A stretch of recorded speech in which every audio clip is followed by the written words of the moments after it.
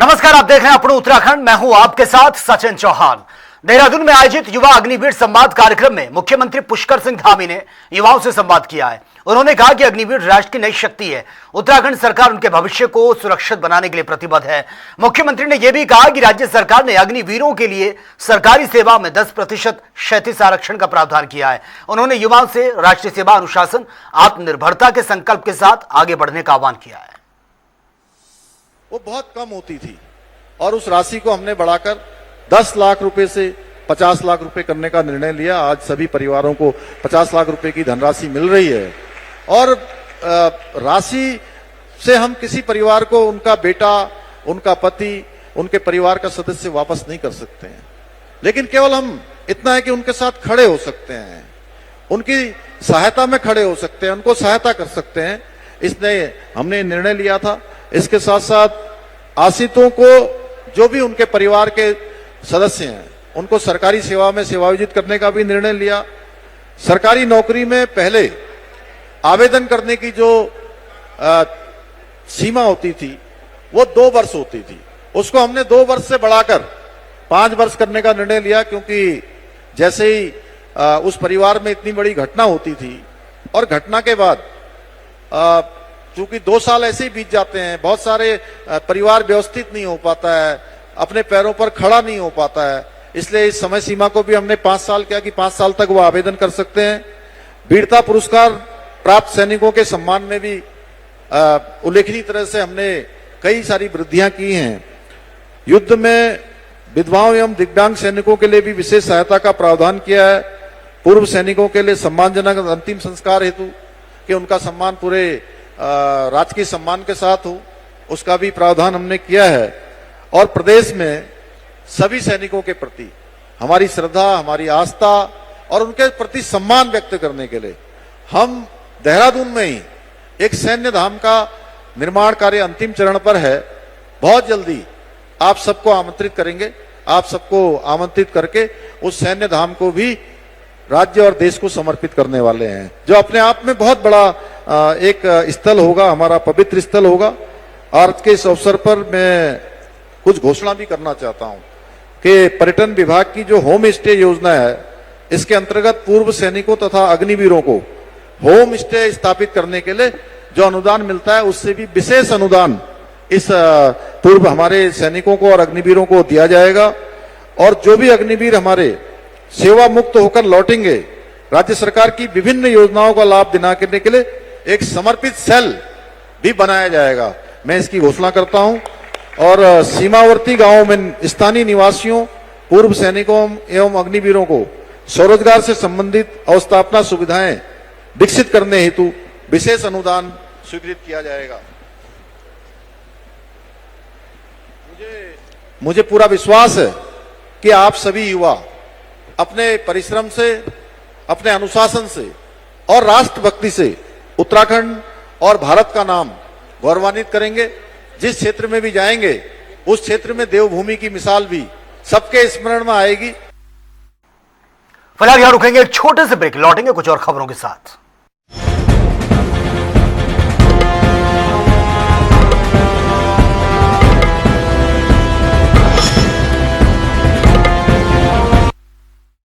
Chemicals हटाइए। नीम, हल्दी, चंदन, aloe vera, मंचिष्ट, palm व कोकोनट ऑयल आदि से निर्मित पतंजलि बाथ सोप अपनाइए।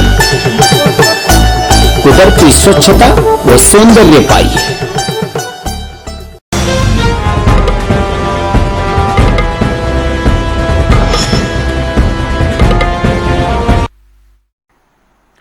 और वे कांग्रेस नेता राहुल गांधी के उत्तराखंड दौरे को लेकर बीजेपी महिला मोर्चा ने सवाल उठाए हैं।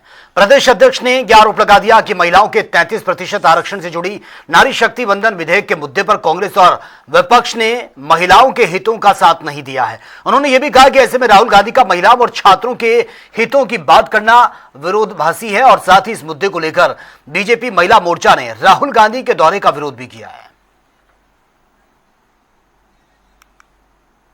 देखिए, राहुल गांधी जी पहले भी आ रहे थे और किसी कारणवश नहीं आ पाए और अब उन्होंने अपना कार्यक्रम बनाया और आ रहे हैं। लेकिन महिलाएं जो उत्तराखंड की बहनें हैं वो इस बात का विरोध करती हैं क्योंकि 33% जो आरक्षण की मांग दशकों से बहनों की थी और जो सपना बहनों का पूरा होने जा रहा था, उस सपने में व्यवधान डालने का काम उनका था। और व्यवधान ही नहीं, उसे बहुत गंदे तरीके से मतलब परिहास उड़ाकर, उसका मजाक उड़ाकर उस बिल को गिराने का काम उन्होंने किया। तो उत्तराखंड की बहनें तो उन्हें माफ नहीं करेंगी और इस मुद्दे को लेकर ही आज सारी महिलाएं सड़क पे थी और हम ये चाहते थे कि हम उन्हें बता दें कि उत्तराखंड की बहनें आपके साथ नहीं हैं।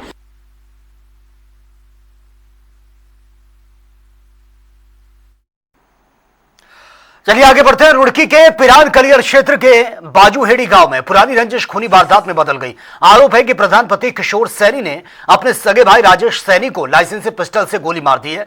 गंभीर रूप से घायल राजेश का अस्पताल में इलाज चल रहा है। आपको बता दें कि घटना के बाद से आरोपी फरार है। फिलहाल पुलिस आरोपी की तलाश में जुटी है। मामले की हर एक एंगल से जांच हो रही है। और हरिद्वार में कांवड़ मेले की तैयारियों को लेकर मेला नियंत्रण भवन में उच्च स्तरीय अंतर्राज्यीय मीटिंग भी हुई है और उत्तराखंड के मुख्य सचिव आनंद वर्धन की अध्यक्षता में हुई मीटिंग में उत्तर प्रदेश, दिल्ली, हरियाणा, पंजाब, राजस्थान, हिमाचल प्रदेश और उत्तराखंड के वरिष्ठ प्रशासनिक और पुलिस अधिकारी शामिल हुए हैं। मीटिंग में सुरक्षा व्यवस्था, ट्रैफिक प्रबंधन, श्रद्धालुओं की सुविधा और साथ ही राज्यों के बीच बेहतर समन्वय पर मंथन हुआ है ताकि लाखों कांवड़ यात्रियों की यात्रा जो है सुरक्षित सुचारू रूप से संपन्न हो सके। हरिद्वार में कांवड़ मेले की तैयारियों को लेकर आयोजित अंतर्राज्यीय मीटिंग में उत्तराखंड के मुख्य सचिव आनंद वर्धन ने कहा कि श्रावण मास का कांवड़ मेला देश के सबसे बड़े धार्मिक आयोजनों में शामिल है। मीटिंग में 7 राज्यों के अधिकारियों ने सुरक्षा, ट्रैफिक प्रबंधन, साथ ही श्रद्धालुओं की सुरक्षा, सुविधा और बेहतर समन्वय पर चर्चा हुई है। सहारनपुर के डीएम अरविंद कुमार चौहान ने कहा कि अगले 10 से 12 दिनों की यात्रा के लिए व्यापक तैयारियां की गई हैं और डीजे संचालन पर भी निर्धारित मानकों के अनुसार ही इसमें परमिशन दी जाएगी।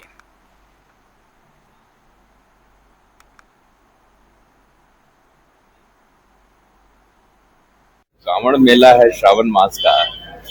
ये एक बहुत ही महत्वपूर्ण मेला है इधर नॉर्थ इंडिया का, जिसमें कि हरिद्वार एक केंद्र बिंदु होता है और इसमें आसपास के पूरे क्षेत्रों से लोग यहाँ आते हैं। तो इसीलिए इन सभी हमारे जो बॉर्डरिंग डिस्ट्रिक्ट्स और बॉर्डरिंग स्टेट्स हैं, उनके उच्च अधिकारियों के साथ एक समन्वय बैठक की और जिसमें सभी बिंदुओं पर विस्तृत रूप से चर्चा की गई। विशेषकर कैसे समन्वय बनाया जाए, कैसे जो श्रद्धालु आते हैं उनकी सुरक्षा, सेफ्टी एंड सिक्योरिटी कैसे इंश्योर किया जाए कि बिना किसी अनहोनी के वो अपने ऑब्जेक्टिव में पूरा। और नैनीताल में 2 गुटों के बीच हुआ विवाद हिंसक झड़प में बदल गया है। वैली जली लॉज और साथ ही राजपुरा क्षेत्र के युवकों के बीच पहले लाठी, सड़क पर यह जमकर मारपीट हुई है पहले और उसके बाद घायल हो गए वो और घायलों को बेस हॉस्पिटल में एडमिट किया गया, लेकिन वहां पर दोनों पक्ष आपस में भिड़ गए हैं। इमरजेंसी के भीतर भी जमकर मारपीट हुई है। अस्पताल में अफरा तफरी का माहौल देखने को मिला। पूरी घटना वहां लगे सीसीटीवी कैमरे में कैद हुई है। खबर पर पुलिस भी मौके पर पहुंची है। दोनों पक्षों को शांत करवाकर जांच शुरू कर दी गई है।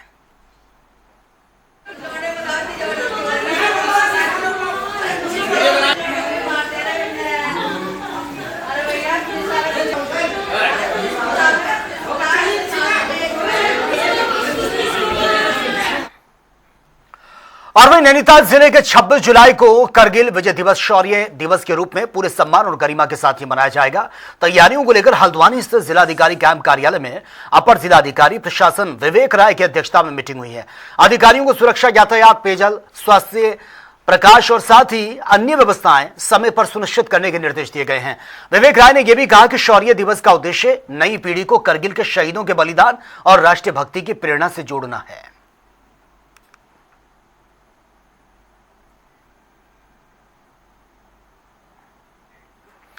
और वहीं हरिद्वार में 23 जुलाई से शुरू होने वाली सालाना कांवड़ यात्रा की तैयारियां युद्ध स्तर पर चल रही हैं। जिला प्रशासन ने 25 जुलाई तक सभी व्यवस्थाएं पूरी करने के निर्देश दिए हैं।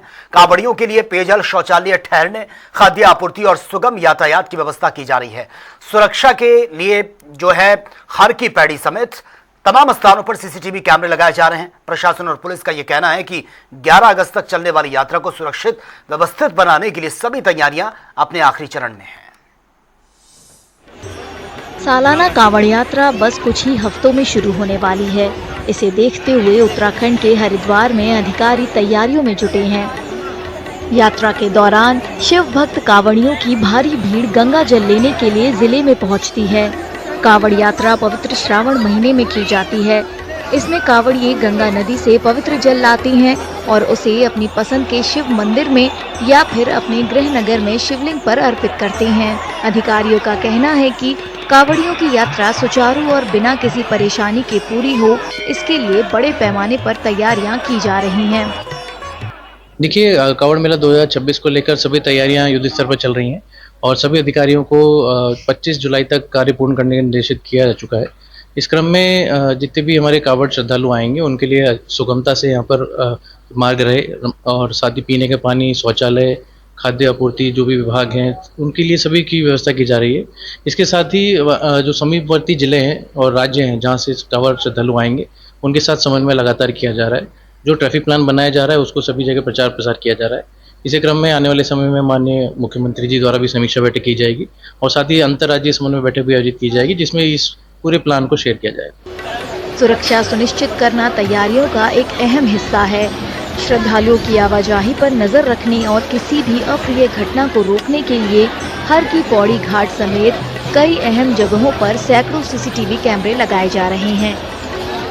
श्रावण मास की शुरुआत 30 जुलाई से हो रही है और 11 अगस्त को महाशिवरात्रि है, जिस दिन जो है हमारे शिव भक्त हैं जो जलाभिषेक करते हैं अपने अपने शिवालयों में, तो ये ड्यूटी हमारी उसके पहले खड़ी हो जाएगी। तो उसमें जो शुरुआती तैयारियां हैं वो पूरी कर ली गई हैं। इसमें जिला प्रशासन के साथ पुलिस प्रशासन जो लगातार जो हमारे शिव भक्त आते हैं पूरे देश से आते हैं और मुख्यतः उत्तर भारत से आते हैं, तो जिन स्थानों पे उनका रुकने का होता है, जो घाट हुए स्नान के लिए और जिन एरियाज में रुकते हैं और जो रास्ता उनके जाने का तय किया गया है, तो उसमें जो व्यवस्थाएं बेसिक करनी है उसकी तैयारी चल रही है। अभी कुछ कमी है तो लगातार उसमें जिलाधिकारी महोदय द्वारा भी निर्देशित किया जा रहा है कि समय से ये तैयारियां पूरी कर ली जाएं। इस साल की कांवड़ यात्रा 30 जुलाई को पवित्र श्रावण महीने के पहले दिन शुरू होगी और 11 अगस्त को महाशिवरात्रि के दिन खत्म होगी।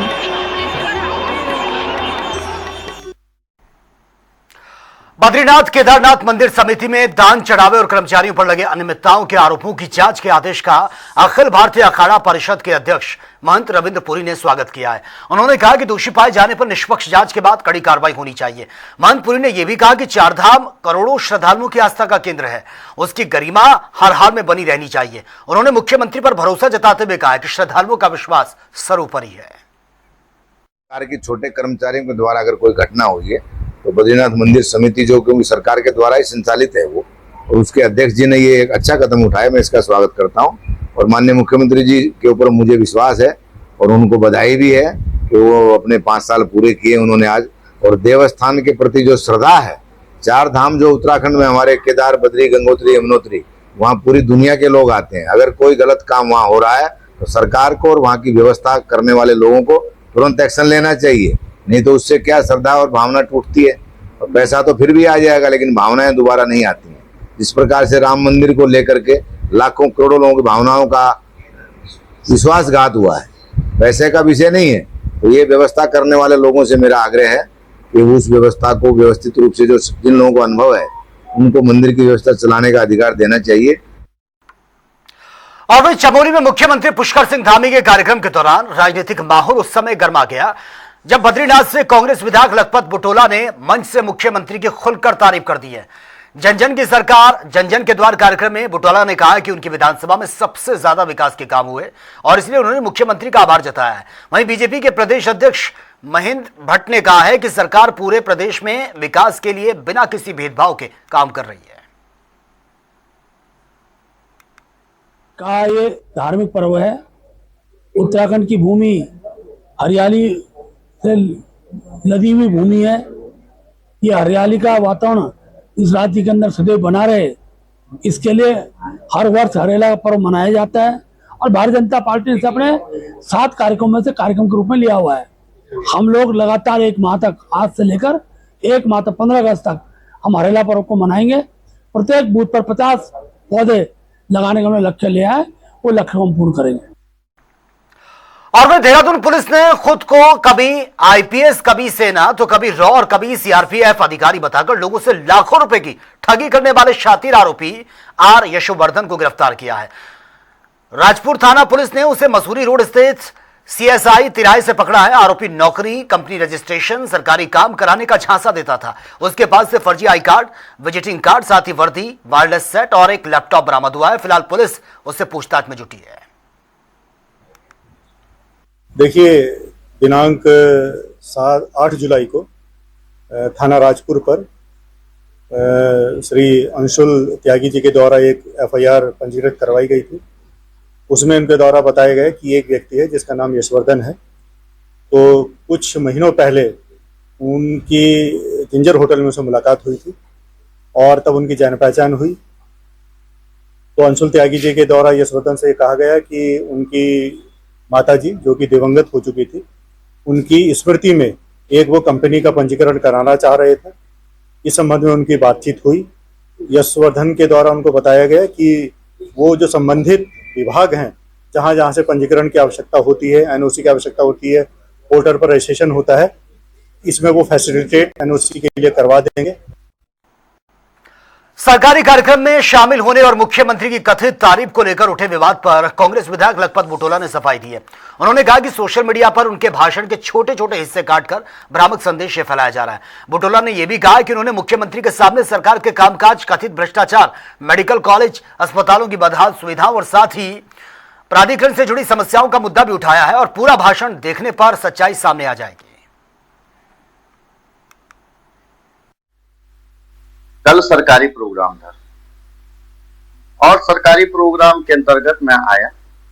उसमें मेरे विधानसभा में था तो मैं उस प्रोग्राम में रहा। लेकिन जिस तरह से मैं देख रहा हूँ तमाम मीडिया, सोशल मीडिया में जो अफवाहें चल रही हैं, जो मेरे भाषणों को कट पेस्ट करके दिखाया जा रहा है, मैं कहना चाह रहा हूँ, स्पष्ट रूप से बताना चाह रहा हूँ कि मैंने जिस तरह से व्यंग्यात्मक रूप से सरकार पे तंज मारा, माननीय मुख्यमंत्री जी के सामने उनके जो काम नहीं कर रहे हैं, वो जो भ्रष्टाचार है, उस पर जो तंज मारा, उसको किसी ने नहीं उठाया। उत्तराखंड के रुद्रप्रयाग जिले में केदारनाथ यात्रा मार्ग पर भूस्खलन होने से यात्रियों की आवाजाही प्रभावित हुई है।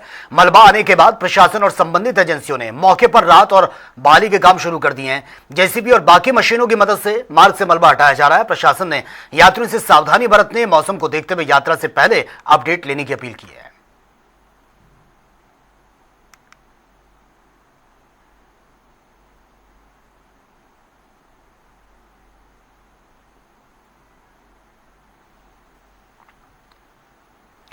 उत्तराखंड में प्राकृतिक और हरियाली के लोक पर्व यानी कि हरेला की शुरुआत के साथ ही मेगा पौधारोपण अभियान की शुरुआत हो गई है और इसी मौके पर बीजेपी के प्रदेश अध्यक्ष महेंद्र भट्ट ने प्रधानमंत्री नरेंद्र मोदी के एक पेड़ मां के नाम अभियान की शुरुआत ये कर दी है। वहीं हरेला को हरियाली यानी कि नवजीवन और समृद्धि का प्रतीक उन्होंने बताया। जनप्रतिनिधियों को व्यापक पौधारोपण का लक्ष्य दिया गया है ताकि पर्यावरण संरक्षण को जन आंदोलन बनाया जा सके।